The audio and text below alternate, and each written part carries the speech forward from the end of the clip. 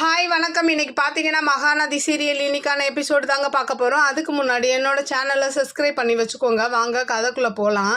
பாப்பா ரொம்ப பயந்து இருக்கிறதுனால விஜய் என்ன பண்ணுறாரு, பாப்பாவை கூட்டிகிட்டு ஷாப்பிங் போக முடிவு பண்ணுறாரு.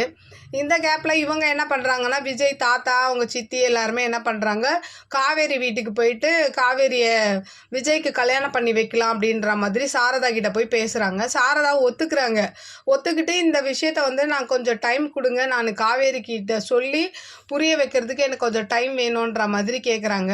இவங்களும் ஓகே சொல்லிடுறாங்க. அப்படியே இந்த பக்கம் பார்த்தீங்கன்னா சாரதா என்ன பண்ணுறாங்க, இந்த விஷயத்த கங்கா கிட்டேயும் யமுனா கிட்டேயும் ஃபோன் பண்ணி சொல்கிறாங்க. அவங்களும் என்ன சொல்கிறாங்கன்னா, ஃபஸ்ட்டு நீ அக்காவை சம்மந்தப்படுத்தி சம்மதிக்க வச்சுட்டீங்கன்னா போதும், இல்லை நாங்களும் கொஞ்சம் பேசுகிறோன்ற மாதிரி அவங்களும் சொல்லிடுறாங்க.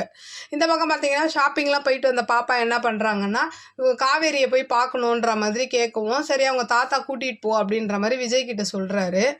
இந்த இதில் சாரதாவும் காவேரியும் பேசிக்கிட்டு இருக்காங்க. அந்த மாதிரி அவங்களுக்கு ஆல்ரெடி ஒரு சம்மந்தம் வந்திருக்கும், அதை வேணான்ற மாதிரி சாரதா ஃபோனில் சொல்லிகிட்டு இருக்கிறத பார்த்தோன்னே காவேரிக்கு ரொம்ப ஹாப்பியாகிடும். வேணான்னு சொல்லிட்டியாம்மா, எனக்கு பிடிக்கல, நீ வேணான்னு சொல்லிட்டியா அப்படின்னு கேட்கும்போது அவங்க என்ன சொல்கிறாங்க, சாரதா அதெல்லாம் ஒன்றும் இல்லை, உன்னை தெரிஞ்சவங்க வீட்டிலேருந்து பொண்ணு கேட்டிருக்காங்க, அதனால தான் இந்த சம்மந்தம் வேணான்னு சொன்னோன்னே ஒரு மாதிரி ஷாக்கிங்காகிடுறாங்க. நான் தான் கல்யாணம் வேணான்றேன், அப்புறம் என்னன்னும் போது உனக்கு எல்லாம் தெரிஞ்ச பையன் தாண்டி அப்படின்னோடனே, அப்படி எந்த தெரிஞ்ச பையன் கேட்கும்போது விஜய் வீட்டில் தாண்டி உன்னை பொண்ணு கேட்டிருக்காங்கன்னு சொன்னோன்னே காவேரி அப்படியே ஷாக்கிங்காகிடுறாங்க. அதை கேட்ட உடனே, ஏன்னா இப்போ விஜய் அவங்க ஒய்ஃப் இறந்துட்டான்னு சொல்லியிருந்தா கூட இவங்க ஒத்துக்கிட்டு இருப்பாங்களா என்னன்னு தெரியல. ஆனால் இப்போ அவர் அவங்க பிரச்சனையில் இருக்காங்கன்ற மாதிரி தான் சொல்லியிருக்காங்க.